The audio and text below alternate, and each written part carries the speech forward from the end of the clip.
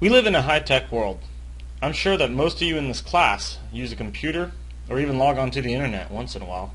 In fact, I'm quite sure that the last thing I said was an understatement. We use the internet all the time.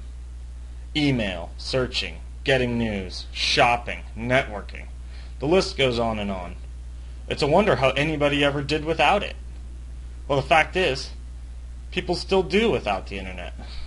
According to a Pew report titled Obama's Online Opportunities, 1 in 4 American adults do not use the internet. This gap between those who use the internet and those who do not is called the digital divide. In the next few minutes, we'll take a look at who's online and who's not, what reasons people have for not being online, and then, finally, is it beneficial to use the internet, or should we care at all if people are using it or not? But let's start by looking at internet usage by demographics. This data is from the Pew report titled Digital Differences. On it we see that internet usage varies significantly across many demographics. We can see here, for instance, that there is a strong negative correlation between age and internet usage. That is to say, that the older somebody is, the less likely they are to use the internet. This chart also shows that education level is the second best indicator of how likely someone is to use the internet, and then household income follows closely after that. Now we'll look at another chart from the same report. This chart lists the biggest reasons people have for not going online. The reason most often given was that the individual was just not interested. This was given 31% of the times, but appears to be a case of knocking something before they try it, because only 1 in 5 of those not using the internet say that they possess the skills required, and most have never used the internet before. After that, don't have a computer comes in at 12%, and too expensive comes in at 10%. These are distant second and third, but are important to note because they represent areas where work could be done to increase the internet usage. But this brings up another question entirely. Should we work toward increasing the amount of people that use the internet? Is internet usage beneficial to people? This question can be difficult to answer, but we do have some clues from the data. Looking back at the first chart, we can see there is a strong correlation between internet usage and success. The more money you make, the more likely you are to use the internet. The more education you have, the more likely you are to use the internet. These correlations make a good case for the benefits of internet use. But let's look at it from a different point of view.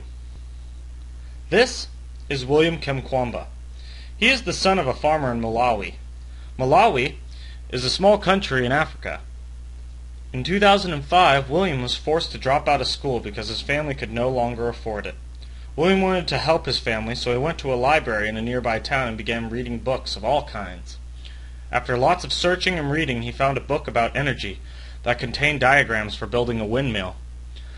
The book was in English and William could not read it very well, but by looking at the pictures and using materials he had acquired at a scrapyard, he was able to construct this windmill in his backyard. Now I know what you're thinking. This is a great story about a resourceful kid, but what does it have to do with the internet and the digital divide? Well, a few years after he built his first windmill, the local librarian became interested in seeing what William had done with the books he was reading. They went out to William's house, and the librarian brought a journalist who wrote a story about William, which then made him quite famous. He was then invited to the U.S. He can be seen here, talking in front of an audience at TED. Here at TED, he explained that the journalist, impressed by his craftsmanship, asked him if he had used Google to help him. William was confused and asked him what kind of animal is a Google. After they explained it to him, they presented him with a computer to see it for himself. The first thing he typed was the term windmill, and after a few minutes of looking at the results, he sat back exasperated and asked, "Where has this Google been all my life?"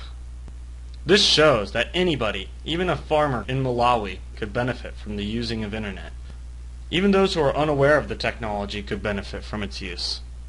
It is quite likely that those who say that they are just not interested in using the internet have never seen what it can do, but like William, could become interested even after a brief experience with it. One more fact from this story. When Kamkwamba got his second windmill going, he was able to produce enough energy that he could share it with his neighbors in the community. Well, funny thing is, the number one item that people would come to use his windmill for was charging their mobile phones. This once again shows that not only could the internet improve the lives of these people, but also they want this technology. They're already using cellular phones and they're eager for more. So to conclude, we looked at who's online and who's not, representing what makes up the digital divide. We looked at the reasons people have for not being online. We took a look at the benefits of being online. And to close, I would like to say, as we move ahead, I think it will be important that we close the digital divide and get more people participating online.